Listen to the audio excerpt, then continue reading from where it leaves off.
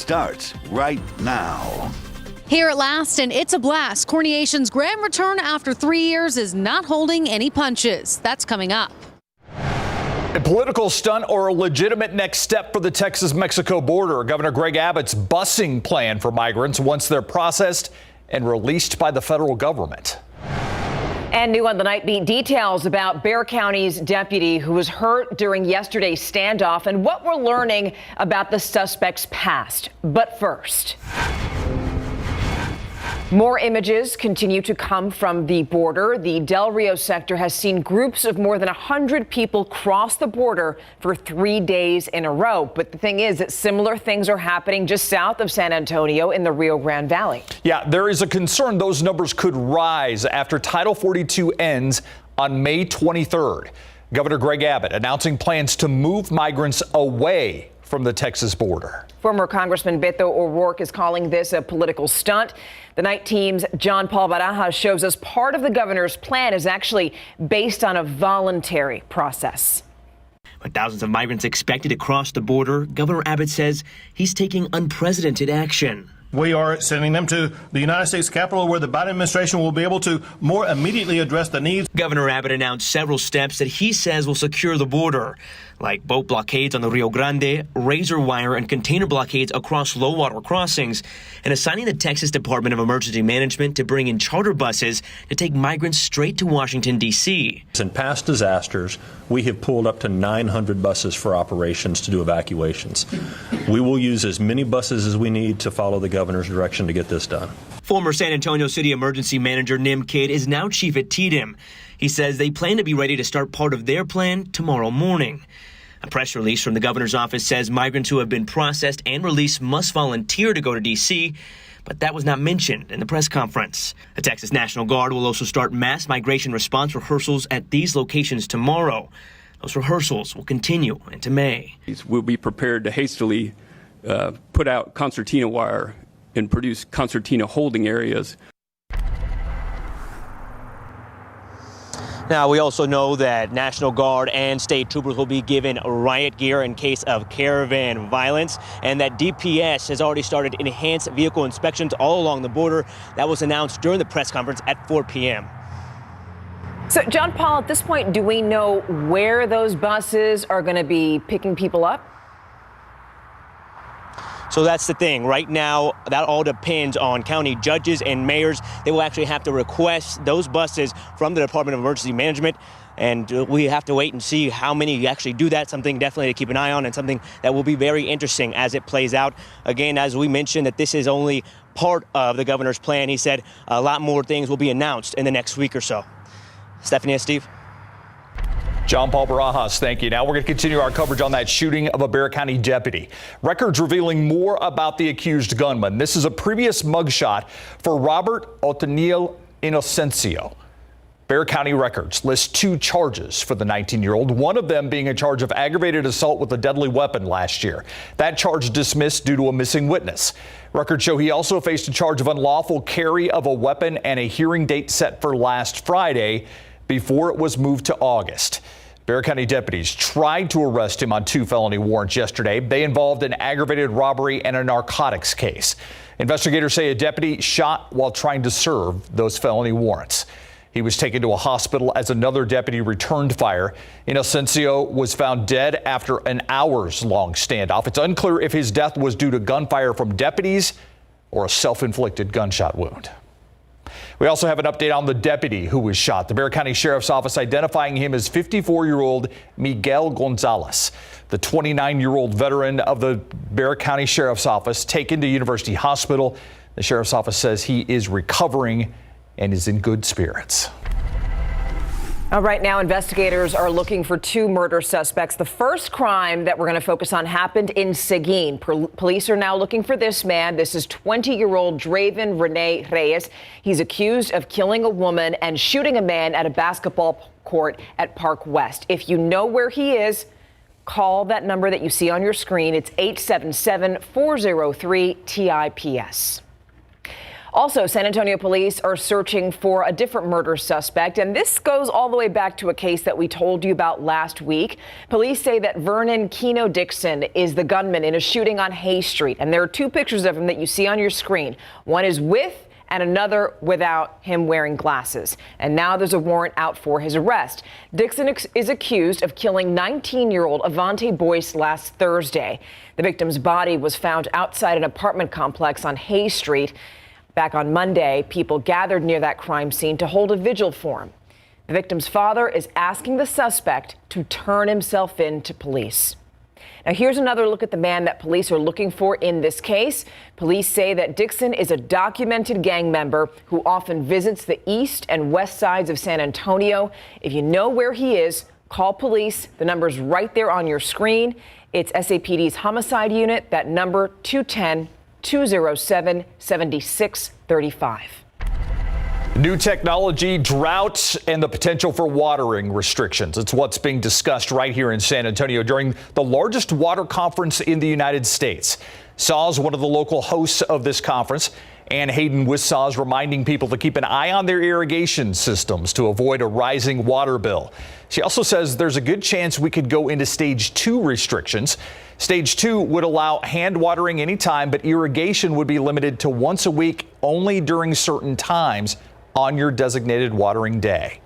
Let's bring in meteorologist Adam Caskey now. Adam, just how badly do we need this rain? Well, the colors on this drought monitor really explain it all. We need the water very badly. We need some good widespread soaking rain, and we just haven't had much lately. You look at the drought monitor, and the worst drought, which is considered exceptional, the exceptional category. Dimmitt, LaSalle, McMullen counties, right along 97 here, including Cotulla, about Carrizo Springs as well, Tilden, Fowlerton. Luckily, that's where we actually had a few thunderstorms just yesterday afternoon and into the early evening, but it's not going to impact their drought conditions a whole lot. We need multiple rain events. And across the state, the vast majority of Texas, about 88%, is considered in drought right now. So we need some good soaking rainfall. As for our rain chances, we'll see a little shift in our weather pattern by Sunday, but that's just going to introduce the chance of some of those pop-up random afternoon isolated showers and thunderstorms. That'll be Sunday, Monday, Tuesday, and Wednesday. Better than nothing. It's just one of those situations where don't get your hopes high. It's really going to be luck of the draw on who actually gets one of those downpours that develop. But that's when our next chance is. And right now we just have it at 20% Sunday and Monday. Thursday, 30% by Tuesday and Wednesday.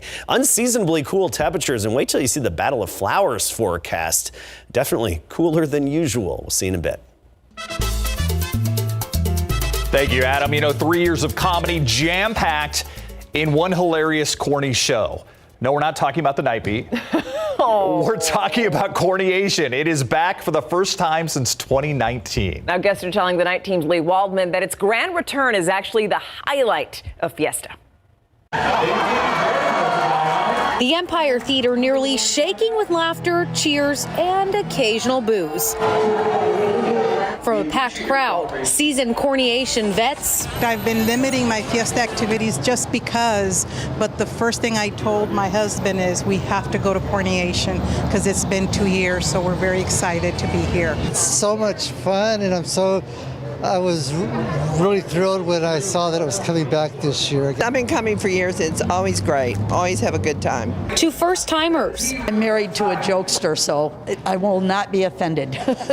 Everyone in store for an incredible show jam-packed with nearly 3 years worth of carefully crafted jabs. More than enough ammunition this year. We have a lot of skits that deal with the pandemic. From potty humor to work from home woes, even Snowmageddon. And of course, we always have Mr. Putin in the background. No topic went untouched for Corniation's grand return.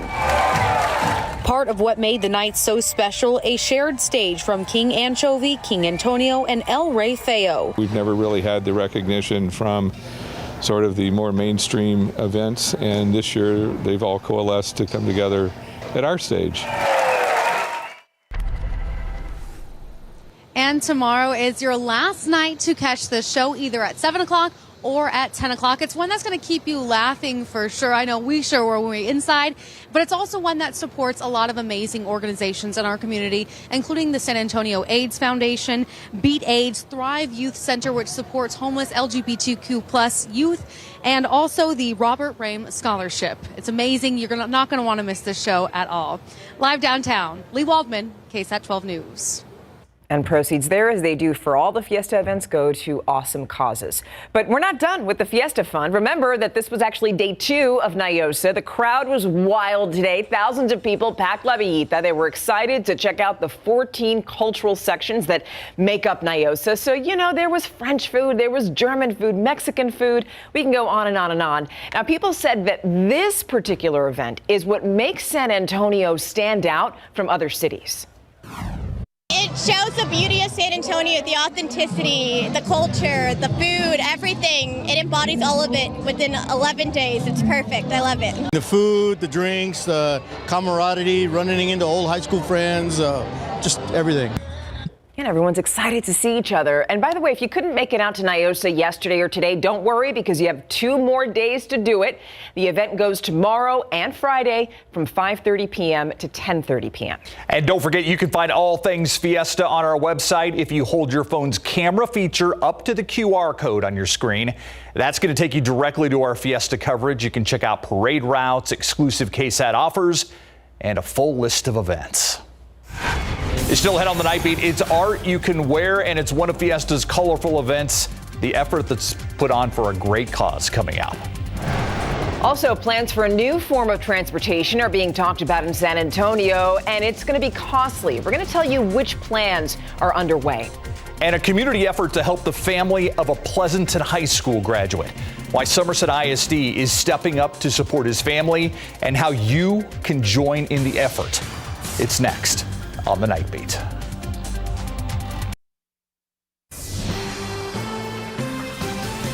Happening tomorrow, Somerset ISD is going to host a fundraiser for one of its coaches in the wake of her son's death.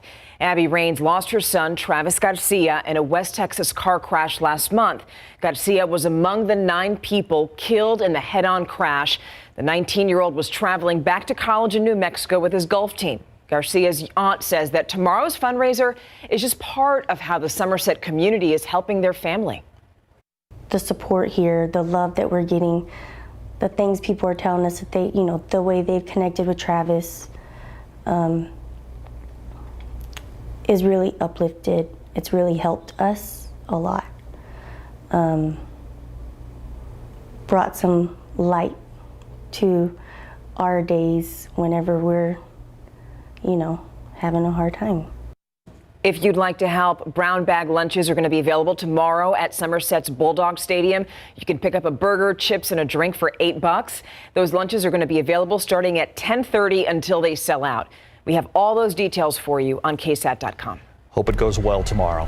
Via's latest proposal could change the future of transportation in San Antonio. Its plans would use a larger bus and a dedicated lane to connect the airport with downtown. Via officials say the 12-mile route would offer the benefits of a light rail line at a lower cost. The Biden administration recommended federal funding for this type of advanced rapid transit. The recommended grant would cover about half of the $320 million cost. A voter approval redirected sales tax would help secure a loan for the project. The new line could open as soon as 2027. Don't think we can get tired of that music. So from big to tall, fabric to plastic, bright to even brighter. The Fiesta Hat Contest did not disappoint. This was the 27th year for the event. The Women's Club of San Antonio runs it. It includes a luncheon, dance, and fashion show. People say that it's really awesome to be back after a 2-year hiatus. Oh, it's wonderful. It's liberating. I feel 10 years younger. Woohoo! Yeah, that one's pretty awesome. The money raised from that event funds scholarships on behalf of the organization. This year, the Women's Club of San Antonio is celebrating 124 years. Wow. So many great hats. Yes. That I've seen out and about and in that contest right there. NIOSA, I'm sure. Events. Yeah, we'll see them at Flambeau on Saturday night and then for Battle of Flowers on Friday for sure. All right, this is over NIOSA.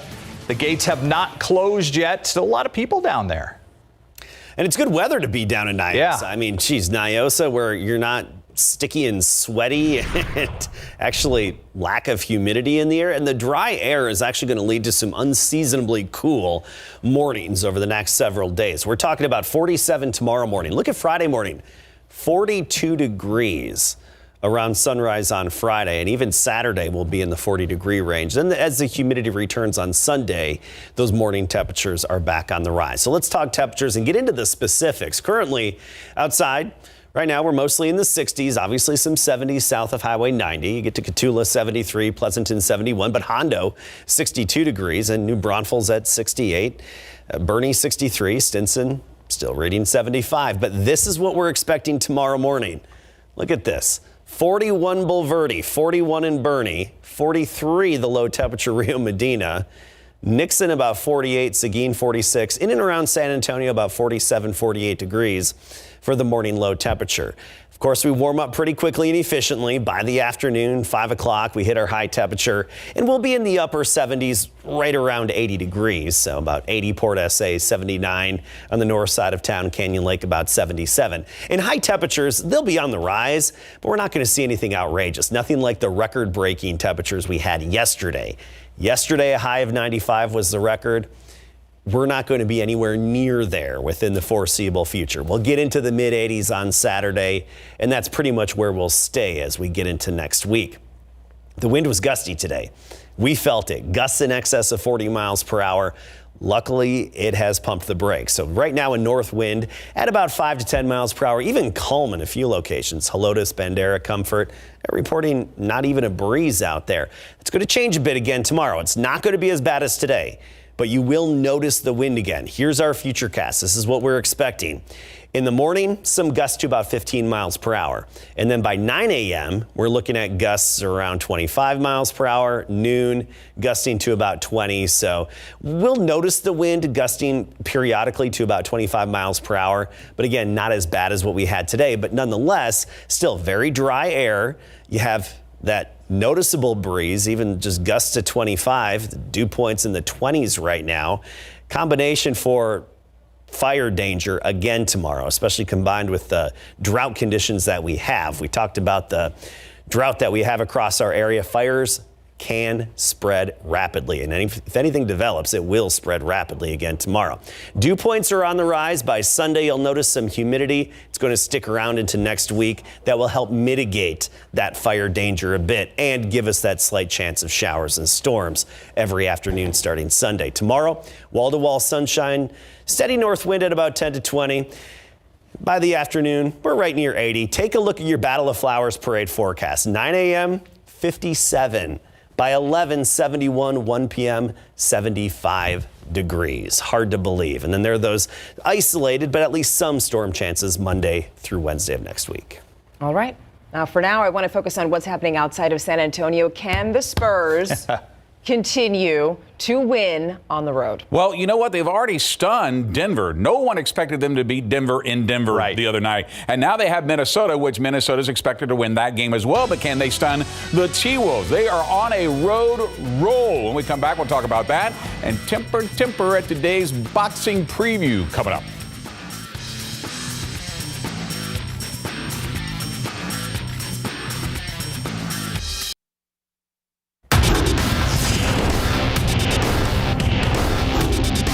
It's really nice to, finally be back out here and playing some baseball. Our 2022 San Antonio Missions have arrived in town and ready to get their season started this Friday in big board sports. But first, our San Antonio Spurs are in Minnesota tonight, where they'll wrap up their road trip tomorrow when they take on the Timberwolves with their stunning win in Denver last night, 116-97. The Silver and Black have now won 5 road games in a row, which is the longest road win streak for the Spurs since March of 2017. The win against the Nuggets clinched their 10th and final play-in position after the Lakers lost to the Suns in Phoenix last night, 121-110, eliminating the purple and gold from the postseason for the first time since 2019. In order for the Spurs to host the Pelicans in the play-in tournament, they had to finish 1 game better than New Orleans in the last 3 games. So why do players like Jakob Poeltl like playing on the road? To me, it never really made that big a difference.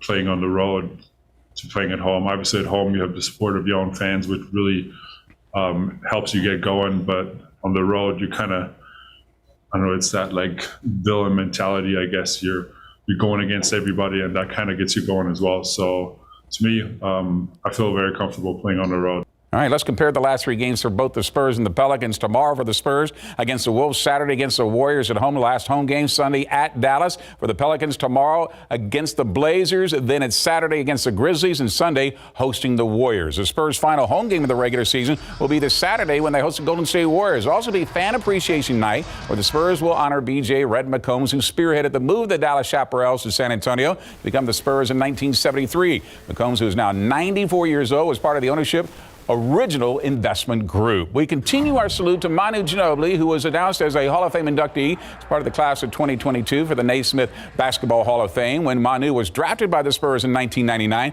he introduced his very effective Euro step to the NBA. I remember, I think it was Steve Kerr, the first one, talking about it, how weird it looked, and I looked like a squirrel crossing the street, getting to the rim, and that's when I started to realize that I was doing something, a bit different, and then people started mentioning the Euro step. So yeah, for me it was completely natural. I never thought I had anything different, but I guess I brought another. I helped to popularize or to become more normal. By the way, he does it. He finds it very hard to try and teach it. Our San Antonio Missions are back next. The UTSA Roadrunners are winding down their spring workouts. There's still some questions at several positions, including who will be their primary running back now that Sincere McCormick has decided to turn pro. At least head coach Jeff Traylor doesn't have to worry about who's replacing Hunter DuPlessis as kicker. That job is going to Jarrod Sackett, who has started his college career as part of the 2017 Roadrunner recruiting class before transferring to Arkansas, later Southern Florida. Now his final year of college career has brought him back full circle. I had a little bit of inside information because he was at Arkansas when I was there. So I got to see Jarrod, every day there. So I knew what I was getting, and that's been an answered prayer, just because not many kids could replace Hunter DuPlessis. I remember walking in the first day, and everybody was so excited, and it was like I was back with all my brothers, and I haven't felt that in a while, so it was awesome.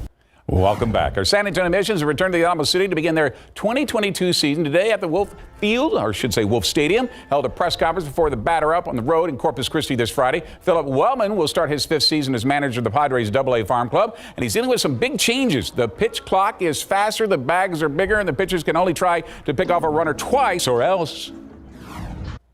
During a plate appearance, our pitcher's only allowed to pick over or disengage from the rubber twice in an at-bat. If you throw over the 3rd time, if he's not out at first, it's a balk. I don't know where that rule came from.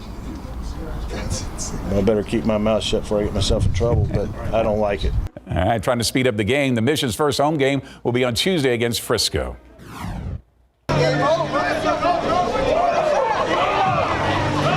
A little tussle at today's public workout to promote the boxing card this weekend at the Alamo Dome. The main event will feature Ryan Garcia against Emmanuel Tago in a scheduled 12-round fight presented by Golden Boy.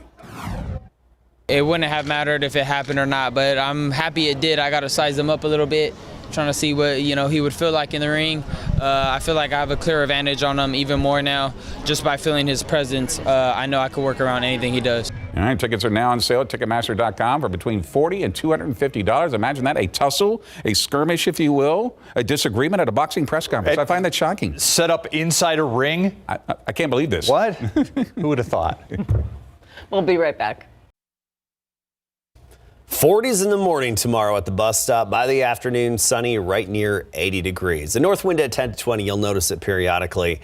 Friday and Saturday, very similar. Actually, Friday morning, the coolest, about 42 downtown, so even cooler in outlying areas. Finally, a few shower and storm chances by Sunday afternoon, only at 20%, but at least we have a daily slight chance all the way through the middle of next week. All right, Adam, thank you. That does it for the Nightbeat. GMSA at 4:30. Have a great night.